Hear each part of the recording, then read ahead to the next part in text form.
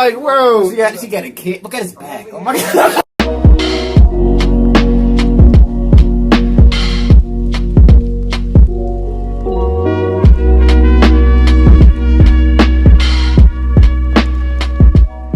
What's up? Welcome back to another reaction. We're gonna be reacting to Know Your Enemy, Military-Industrial Complex of George Carlin, War and...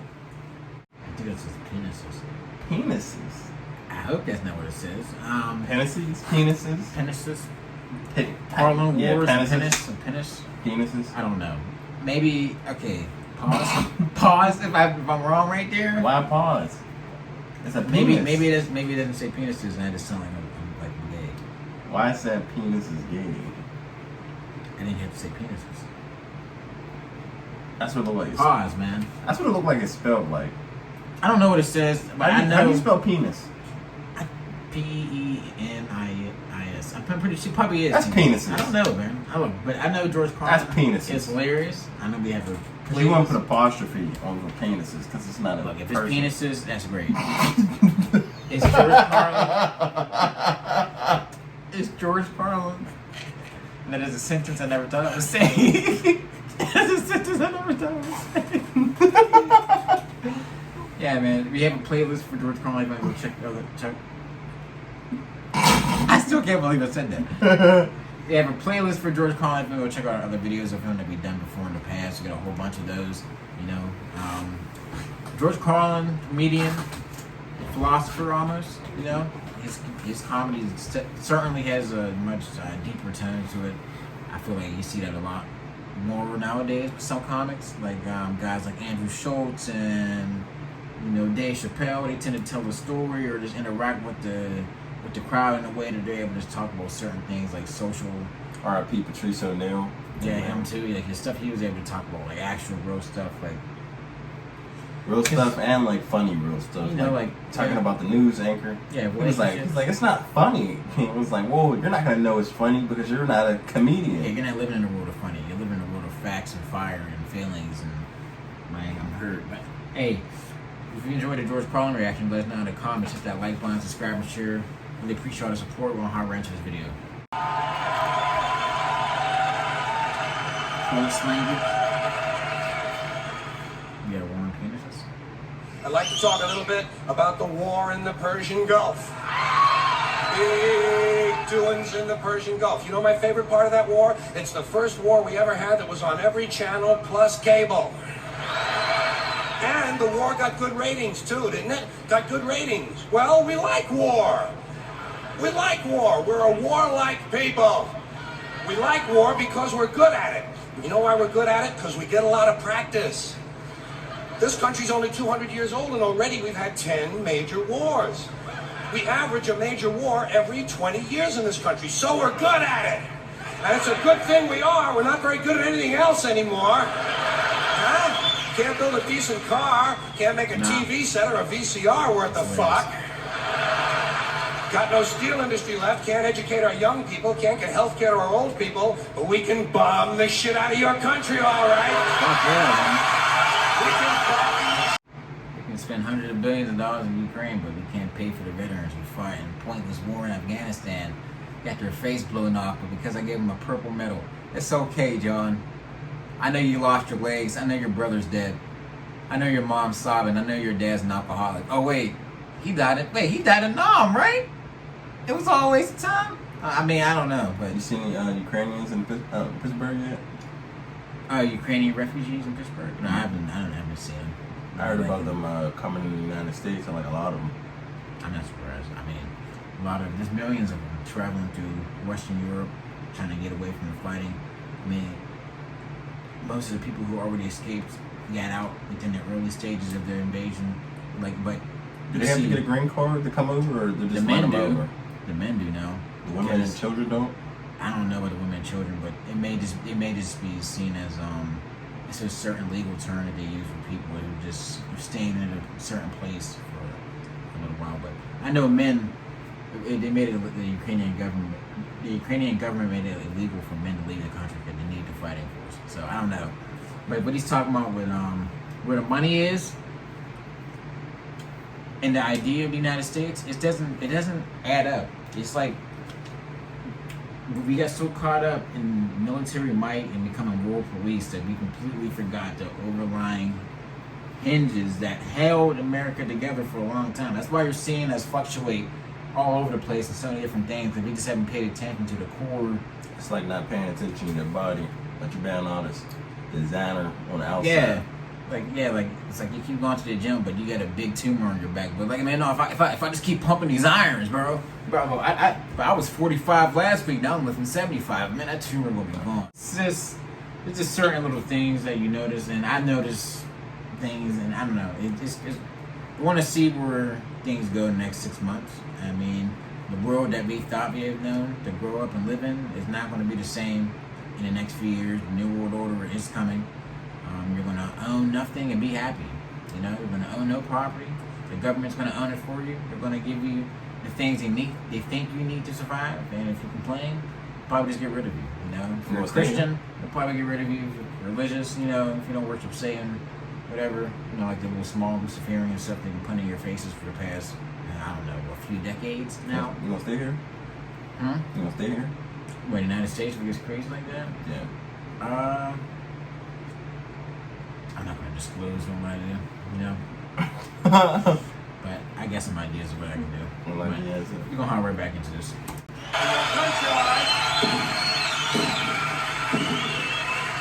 Especially if your country is full of brown people. Oh, we like that, don't we? That's our hobby. That's our new job in the world, bombing brown people. Iraq, Panama, Grenada, Libya, you got some brown people in your country, tell them to watch the fuck out, or we'll goddamn bomb them. Well, when's the last white people you can remember that we bombed? Can you remember can you remember any white people we've ever bombed? The Germans, those are the only ones, and that's only because they were trying to cut in on our action. They wanted to dominate the world. Bullshit, that's our fucking job. That's our fucking job.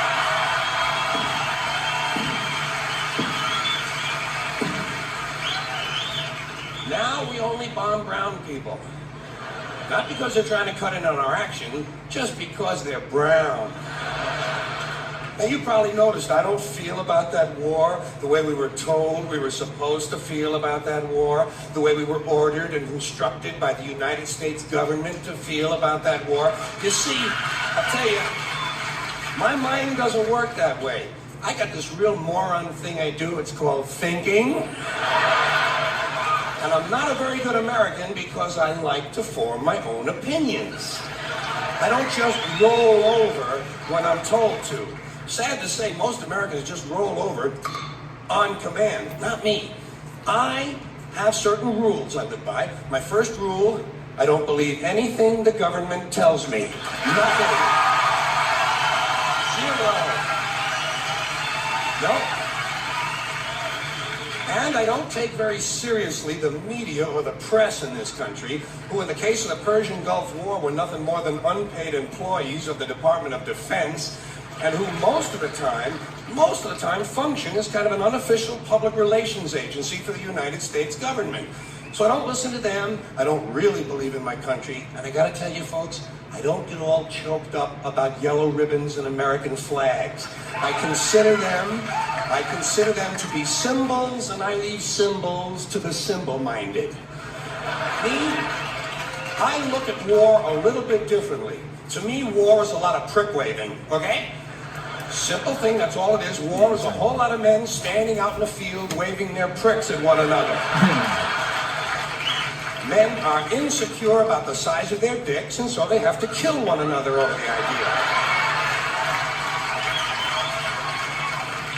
That's what all that asshole jock bullshit is all about. That's what all that adolescent macho male posturing and strutting in bars and locker rooms is all about. It's called dick fear. Men are terrified that their pricks are inadequate, and so they have to compete with one another to feel better about themselves. And since war is the ultimate competition, basically men are killing each other in order to improve their self-esteem. You don't have to be a historian or a political scientist to see the bigger dick foreign policy theory at work. It sounds like this. What? They have bigger dicks? Bomb them! course, the bombs and the rockets and the bullets are all shaped like dicks. It's a subconscious need to project the penis into other people's affairs. It's called fucking with people.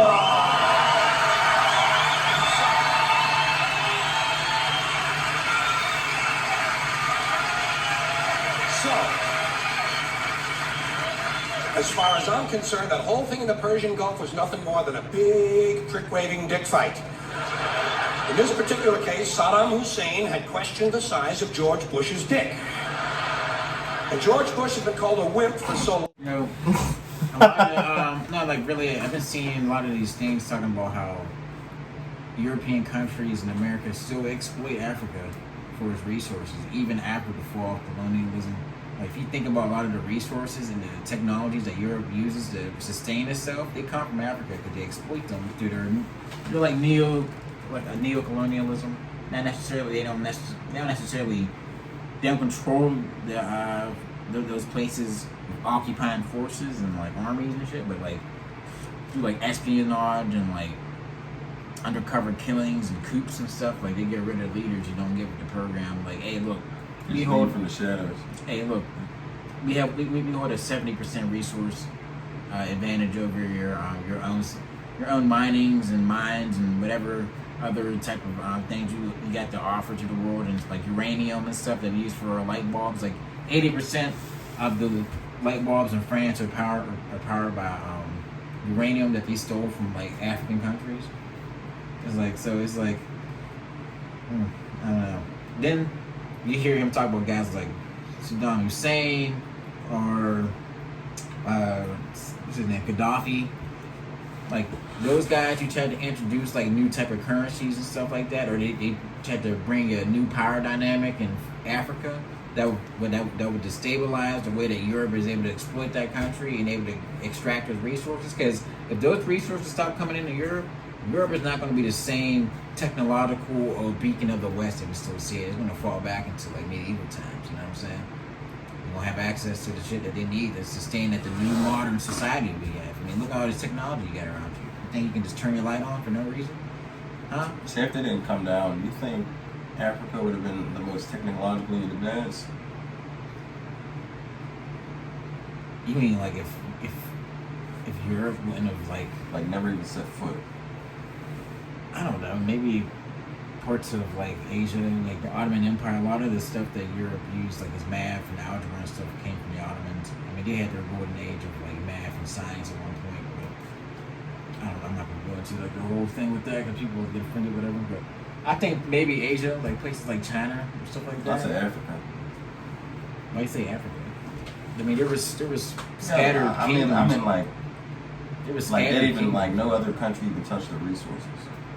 I mean, the resources, but you gotta understand, like, the only reason why the resources are even a demand is the things exist for us to use them. I mean, people in Africa weren't creating these mechanisms and stuff that were needed in Europe, and there's factors in Europe that led to these type of Well, yeah, I understand that. I mean, like technology. I mean, like no conquering.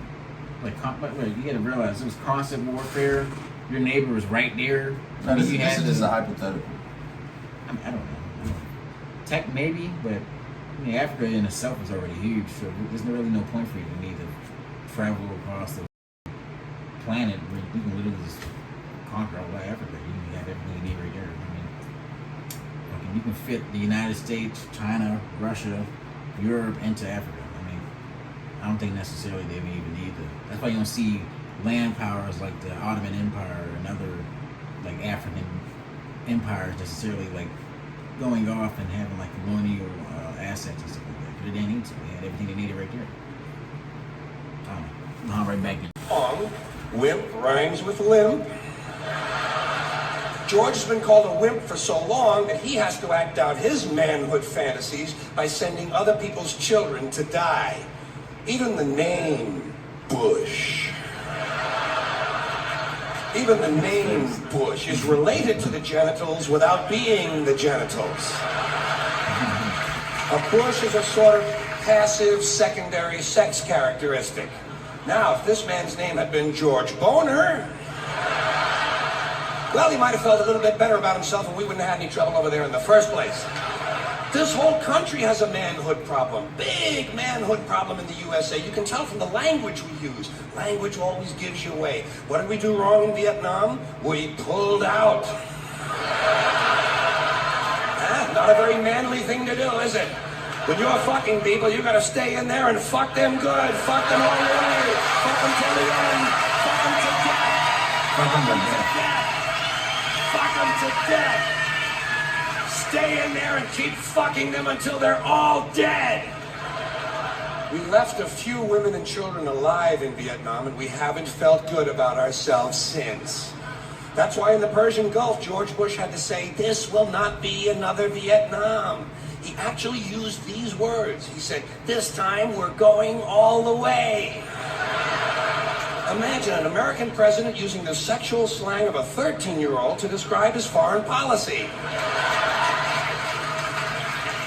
If you want to know what happened in the Persian Gulf, just remember the names of the two men who were running that war. Dick Cheney and Colin Powell. Somebody got fucked in the ass. A lot of the times for like torture techniques where he took them dudes in like Guantanamo Bay and stuff, waterboarding, dudes, you know, take you in the butt and stuff like that. Because as a guy, soldier, as a male soldier, for someone to do that to you as a form of torture, I mean, you would be willing. I mean, if someone came in, you sitting on the ground, he could start buckling his pants. You're gonna be like, hey, wait, I tell you everything I know, man. What's that thing on TikTok dude was saying? I don't love my country. Let me tell you something. Yeah, it's like, he's like, well, wait, I don't love my country that much. Hold on. Let me tell you something. He's like, my ass is the right tightness right now. I don't need you to switch nothing up. That was wild. Alright, yeah, if you enjoyed this George Carlin reaction, let us know in the comments. Make sure you go check out the playlist for him. Hit that like button, subscribe, and share. We want to see you next time.